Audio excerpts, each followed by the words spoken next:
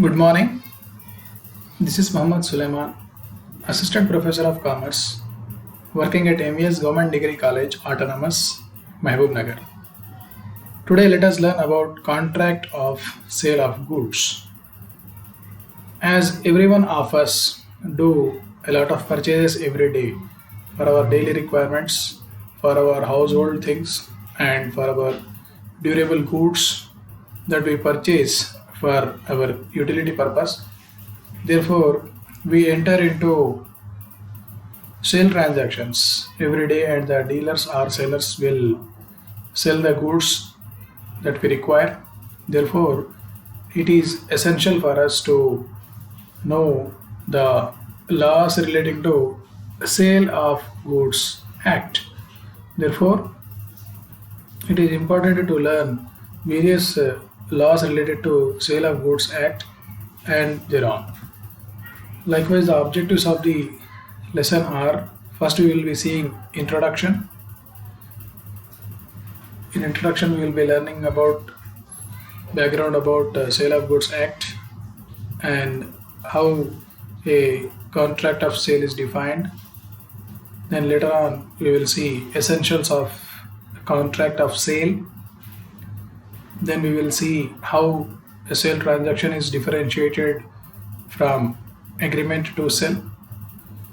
Then we will move on to learning a sale distinguished from other transactions. Now, all of us know that goods means a physical object or a commodity that is purchased by paying some money.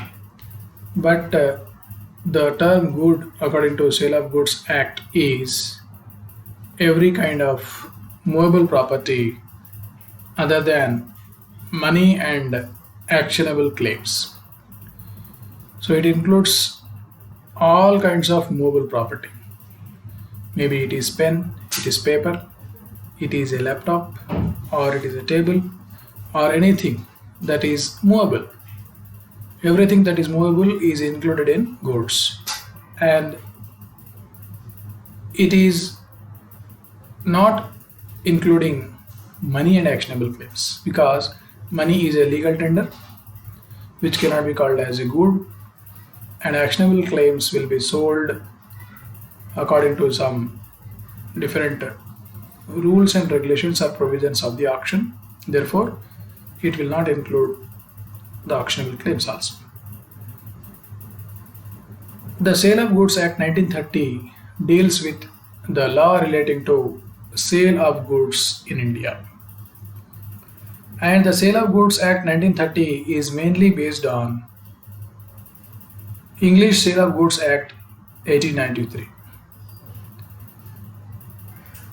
Before the enactment of Sale of Goods Act 1930, the laws relating to sale of goods were covered in a separate chapter in the Contract Act 1872, that is Indian Contract Act 1872 in chapter 7.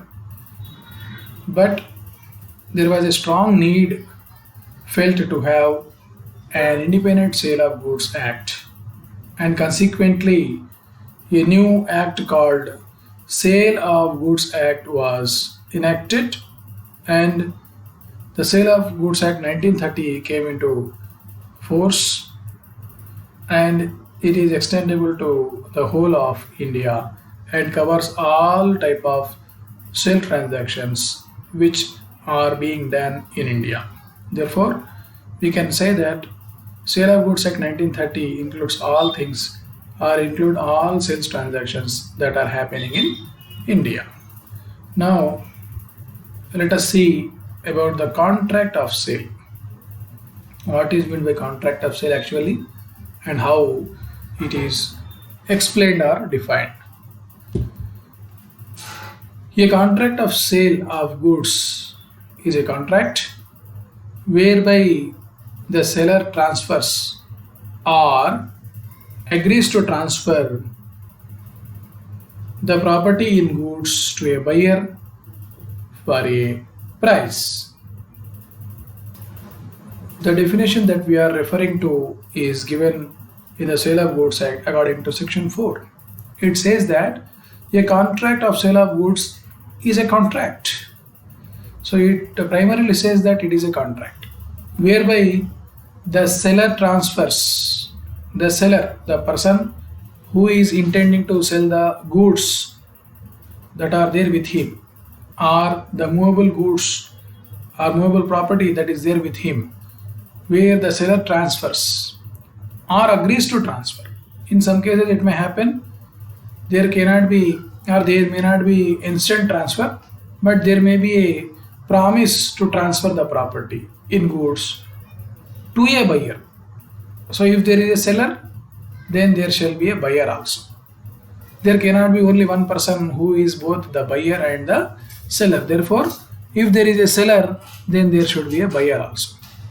So here it is a contract whereby the seller transfers or agrees to transfer the property in goods to a buyer for a price. It is essential there shall be a price. If there is no price, then it is difficult to say that it is a sale transaction, because it will again be treated as a gift wherein there is no price or consideration. Therefore, Section 4 defines it as a transfer or an agreement to transfer the property in goods to a buyer for a price. And now moving on, let us see the contract of sale consists of the two types of sales. One is sale, or sometimes called as absolute sale, and the other one is agreement to sell, or sometimes called as conditional sale. Now let us see what is sale. Sale, where the property or ownership in the goods is immediately transferred from the seller to buyer, instantly, immediately on the transaction itself, and nothing is left on the part of the seller. The seller is fulfilling all types of obligations. The seller is relieved from his duty. The seller is finalizing the transaction by completing all the obligations. Then it is called a sale or absolute sale. For example, buying a pen by giving 10 rupees to a bookshop owner is an absolute sale. For example, buying 1 kilogram of rice by paying 40 rupees is an absolute sale, wherein the seller completes the transaction and the buyer gets the commodity for the consideration paid. Therefore, this type of sale is called sale or absolute sale, wherein the ownership is transferred immediately. Ownership is transferred instantly from the seller to buyer.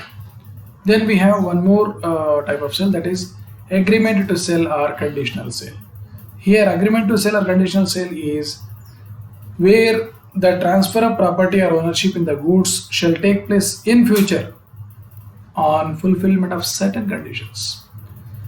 The transfer of property or the transfer of ownership of property is not taking place instantly or immediately, but the transfer of ownership of property will happen at a certain date, at one particular date, and that too on fulfillment of certain conditions. On fulfillment of certain conditions, then it shall be an agreement to sell or a conditional sale.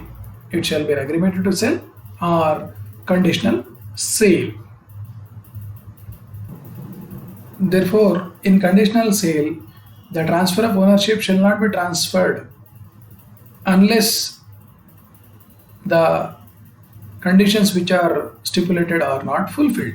Therefore, the agreement to sell or a conditional sale is a sale transaction with some conditions, and which will be completed only upon fulfillment of certain conditions. So these are two types of contract of sale. Now let us see how an agreement to sell becomes a sale. It is easy to understand that every transaction in its very first stage, or in its first stage, every contract of sale is an agreement to sell. First of all, there shall be some intention to sell, and there is an agreement, and after the agreement, the sale transaction will be completed. When the seller and buyer agree to sell and buy some goods at a price. There is an agreement between the two for the sale of goods. In the next stage, what is remaining is the transfer of ownership. The transfer of ownership of goods from the seller to the buyer. And in case if the ownership is transferred by the seller immediately, it becomes a sale. And if it does not transfer the ownership until some condition is fulfilled, then it shall remain as an agreement to sell. Therefore, the crux here is the main point to be observed or noted here is the transfer of ownership. If the transfer of ownership is done instantly or immediately upon the happening of the transaction, then it will become a sale transaction. Otherwise, if there is some stipulation put down or if there is some condition imposed, after fulfillment of this condition only the ownership can be transferred, then it will become an agreement to sell, and until unless the condition is fulfilled, the ownership is not transferred. And once the condition is fulfilled, the ownership is transferred to the buyer from the seller. Therefore, every sale transaction is nothing but an agreement to sell in the beginning itself. Now, let us see what are the essentials of a contract of sale. When we can say that it is a contract of sale, there are 5 essential conditions to say that it is a contract of sale. First one is it should be a valid contract. Then second one is there shall be 2 parties. Then third one, there shall be an agreement for the transfer of ownership from the seller to buyer. Then it shall be regarded as a good and it shall not be any other thing other than good. Then there shall be some price. Now let us see a small brief discussion about every essential element. First one is it is a valid contract. A contract of sale is just like any other contract which is a valid contract. It shall fulfill all the essential conditions that a valid contract possesses. For example, there should be an offer, there should be an acceptance, there shall be consideration in the form of price, and there must be 2 parties, and the consideration that is given shall be lawful, and the parties entering into a contract of sale shall be competent to make a contract. He shall not be a lunatic or insane person, or he shall not be a person who has become insolvent, and so on. And the exchange of goods that is happening between the seller and buyer should have lawful object. There shall not be anything that is against the doctrine of public policy, and so on. Therefore, for any contract of sale, to say that it is a valid contract of sale, it should be a valid contract first. It should be a valid contract and fulfill all the conditions as per the Indian Contract Act 1872, and it should satisfy all the essential elements of a valid contract, including the age of the parties, or free consent, or capacity of the parties to the contract, everything. So all these things when fulfilled, it is called a valid contract. Otherwise, it is not a valid contract. Then second condition that we have it is there shall be 2 parties. This is most important because a seller cannot become a buyer to himself, or buyer and seller cannot be the same person. To constitute a contract of sale, there must be transfer of ownership, or at least an agreement to transfer the ownership from the seller to buyer. It means there must be at least 2 persons. There is one seller and one buyer, and the seller and buyer shall be 2 different persons. Seller and buyer cannot be the same. The seller shall be different and the buyer shall be different, because a man or a person cannot sell his own goods to him or cannot purchase his own goods from him. Therefore, the parties must be 2. But there are certain exceptions wherein A person, upon some conditions or due to some changes, can purchase his own goods in some specific transactions. For example, when a person's goods are sold in an execution of decree, then he may himself buy them. If upon the order of the court, if a person's articles or property is being sold, or if a person's goods are sold, he can try to buy his own goods in the execution of decree. Therefore, in that case, he was the owner to the goods before the execution of decree. Now, if he purchases again, he will become the owner again. Therefore, the buyer and seller are the person from whom the goods have been taken, and the person who is purchasing the goods again is same. But it is possible as an exception because the goods are sold in execution of a court order. Then, in some cases, it may happen that a part owner can sell his share to other part owner as to make the other part owner the sole owner of goods. Let us assume for a good there are two owners, A and B, who are jointly owning the good. Now A wants to sell his good. B, being the joint owner, can purchase the good from A because A and B were owning the good and A wants to sell it. But B, as a joint owner, can purchase the good because A wants to relinquish the good for some price. So, this is also one exception. In some cases, this kind of things happen, and in this case, what happens is after B purchases the part of A, B will become as the sole owner of the good.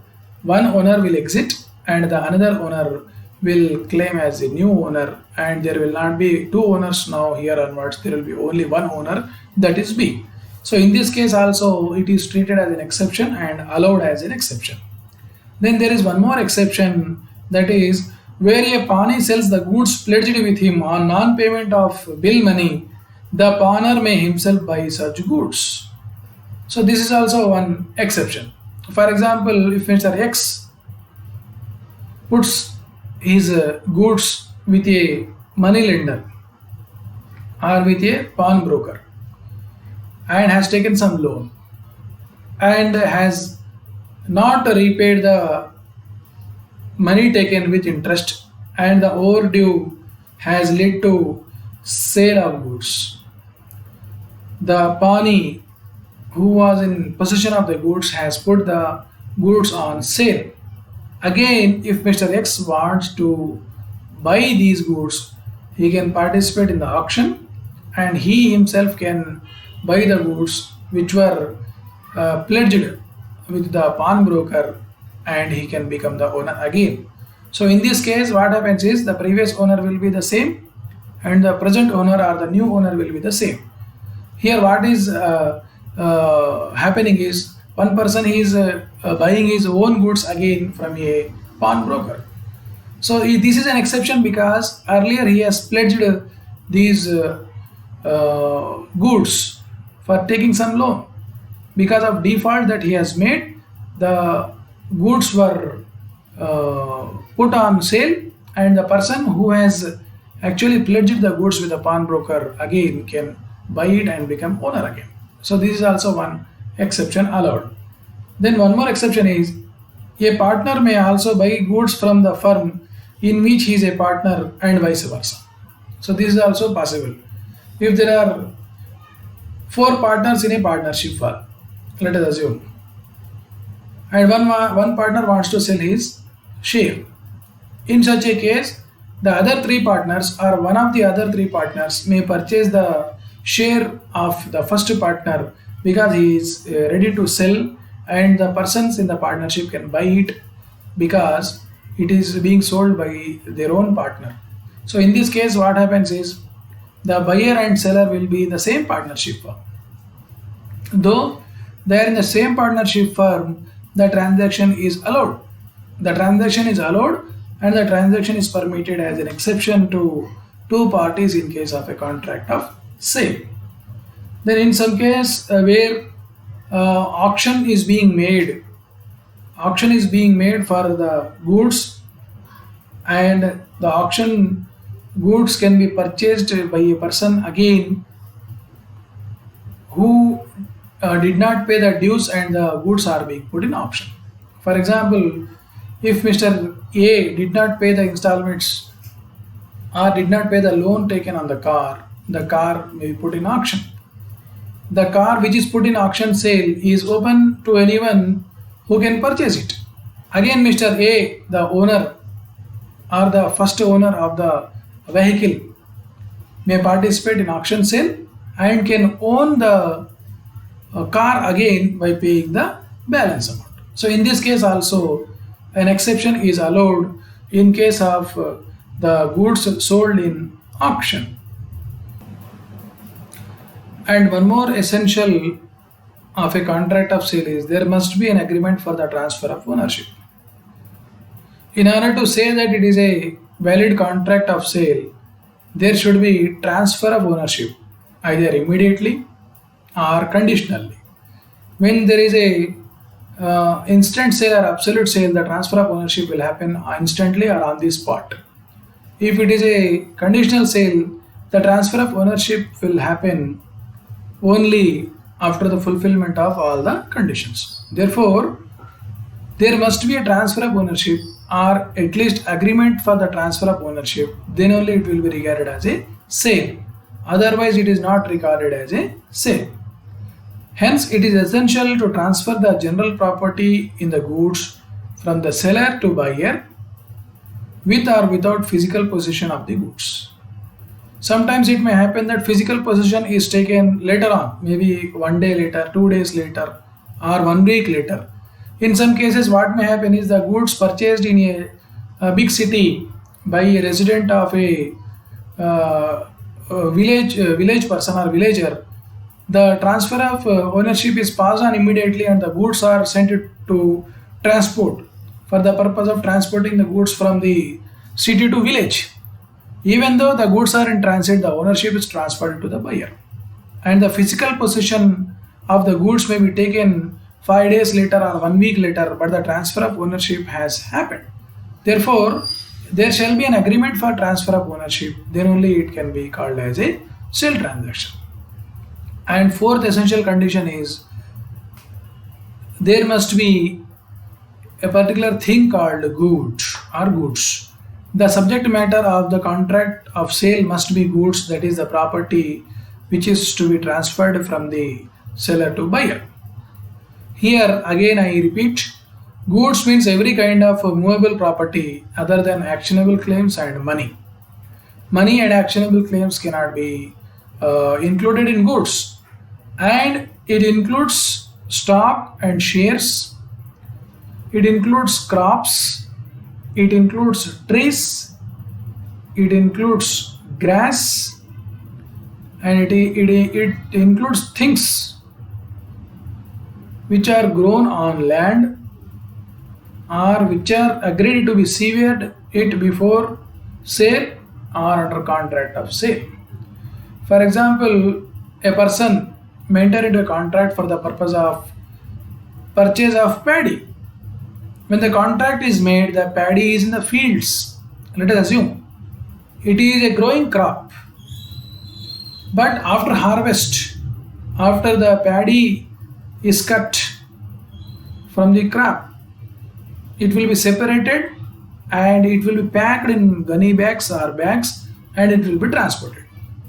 Though it was a growing crop, it can be regarded as a good because later on it can be separated from the part of the land and it can be transported as a good. Therefore, all items which are movable in nature, or every property which possesses the movable nature, is called a good. For example, in case of cutting of trees by a contractor in a permitted land, the trees which were supposed to be cut and which were permitted by the government for cutting can be regarded as good, and later on after entering into the agreement the trees can be separated from the land and taken away by the buyer. So in such a case, when the contract of sale is made for trees, trees are considered as movable goods here because it can be cut and it can be moved to a separate place or to an identified place. Therefore, goods includes every movable property other than actionable claims and money.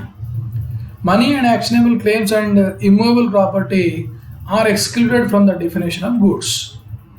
The reason is money is a legal tender and it is an essential aspect of every sale because price of goods has to be expressed in terms of money, and therefore money itself cannot become the subject of sale, and never money is permitted as a good as it is a legal tender. It is money which purchases many things. It is money which is paid as consideration for purchasing many goods. Therefore, money cannot be treated as a good. Hence, it is excluded from the definition of good. Then, one more thing that we have is actionable claims. Actionable claims means claims which can be enforced by a legal action or a suit.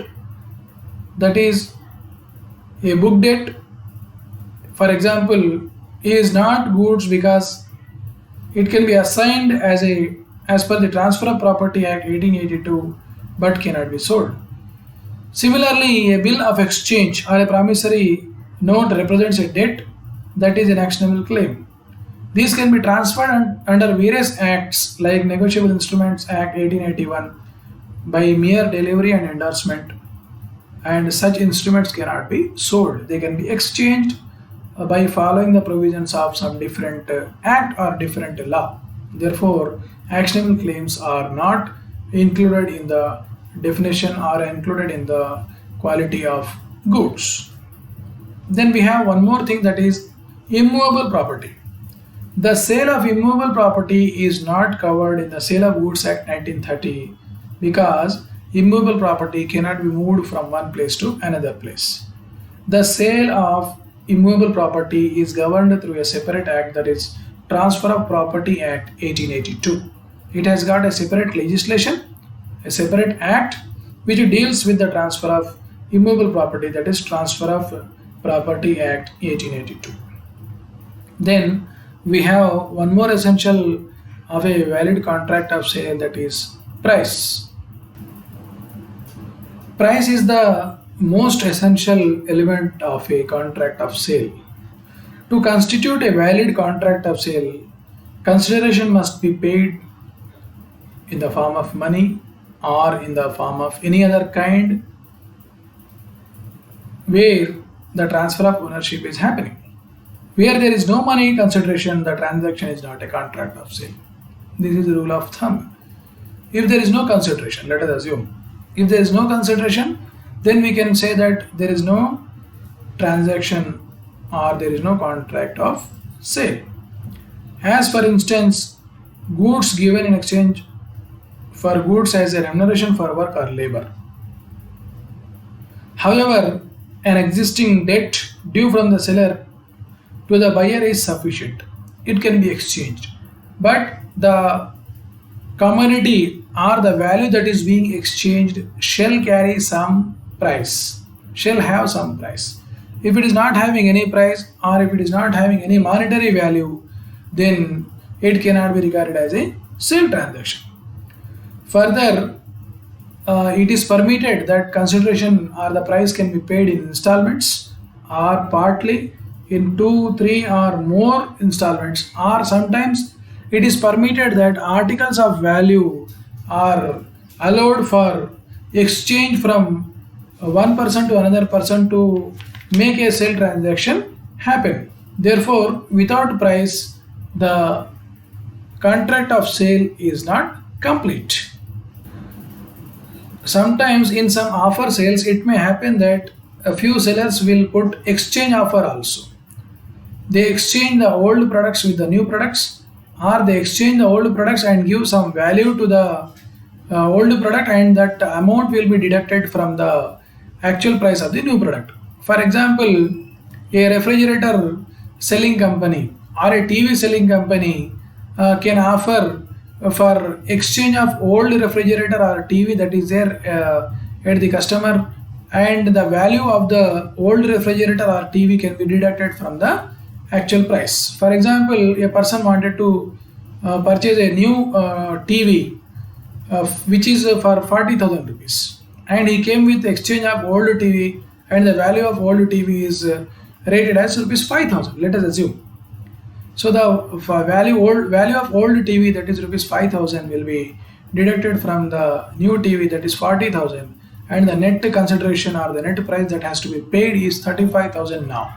40,000 the price of the new TV, 5,000 the exchange value of the old TV, and 40,000 minus 5,000, which will come to 35,000. So this 35,000 is the price that is paid for the contract of sale, and it is a permitted transaction under the Sale of Goods Act. And it may be noted that no particular form is necessary to constitute a contract of sale. A contract of sale may be made in writing or by words of mouth, or it may be implied from the conduct of parties.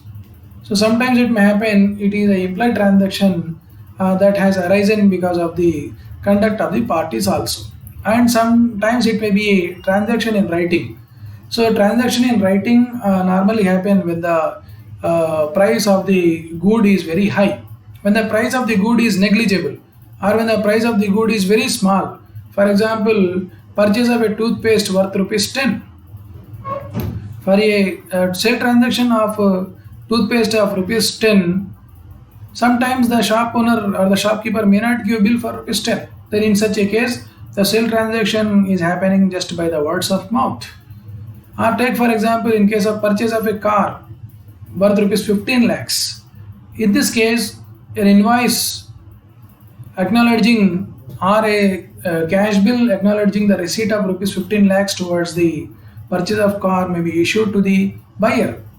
Then it can be understood easily that the transaction of sale or the contract of sale can be in written or in writing or by words of mouth or in sometimes implied also. Therefore, these five essential elements of a contract of sale are important to make a contract of sale complete. Now let us see the sale and agreement to sell, the differences that arise between these three transactions.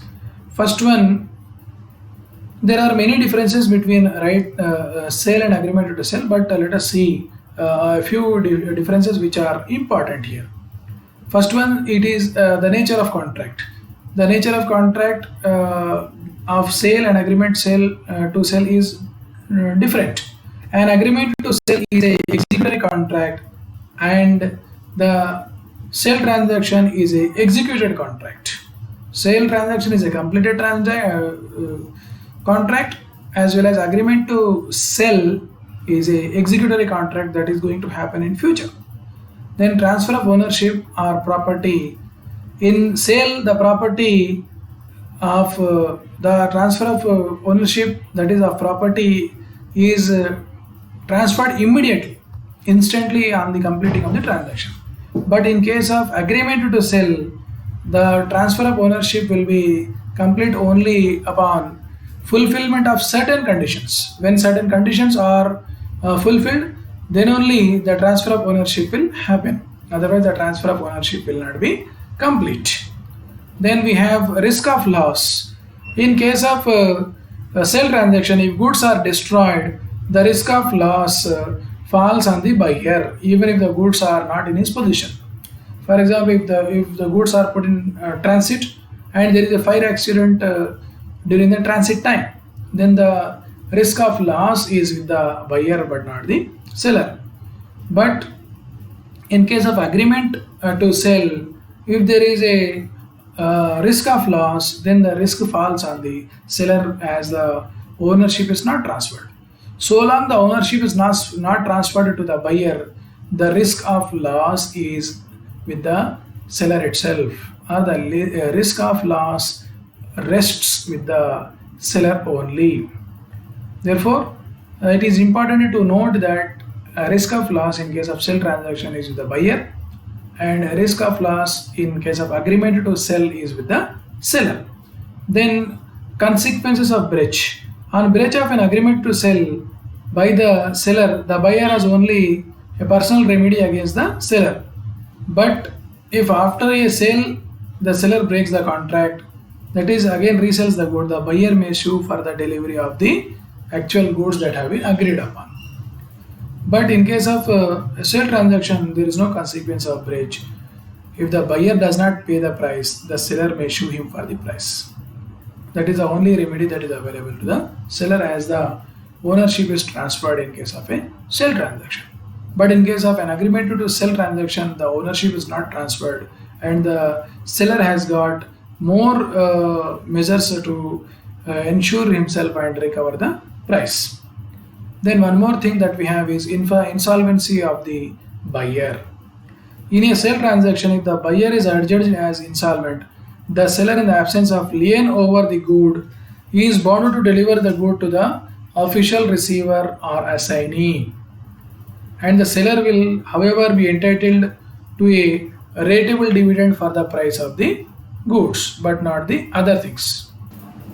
But in case of agreement to sell, when the buyer becomes insolvent, then he pays for the goods. The seller may not part with the goods. The seller has to wait and see whether the buyer can buy the goods. Then we have one more distinction, that is insolvency of the seller. In a sale transaction, if the seller becomes insolvent, the buyer is entitled to recover from the goods, as the ownership is transferred to him from the official receiver or assignee. The person who is assigned for handing over the goods or handing over the property to the owners, the buyer has to approach him and can recover his goods from the official receiver. But in case of an agreement to sell, if the buyer has already paid the price and seller becomes insolvent, the buyer can claim only a rateable dividend but not the goods, because the ownership is not transferred. Then we have one more distinction between sale and agreement to sell, that is right of resale. In a sale transaction, as the ownership is transferred, the seller cannot resell the goods even if he is in possession of the goods, because the ownership is transferred. But he can try to recover the price or the due amount from the buyer, but he cannot go outrightly for resale of the goods. But in case of agreement to sell, the seller may sell the goods since the ownership is with the seller only.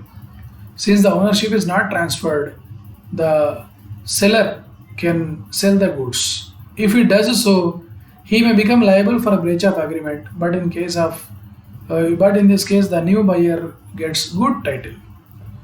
The new buyer will get the title of the goods, and the breach of the contract will be dealt according to the contract of sale of goods, and the ownership is not transferred. Therefore, in case of non-payment by the buyer, the seller has a right for resale of the goods.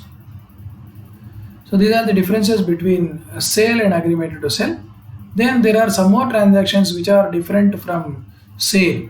Those transactions are sale and bailment, sale and gift, sale and barter,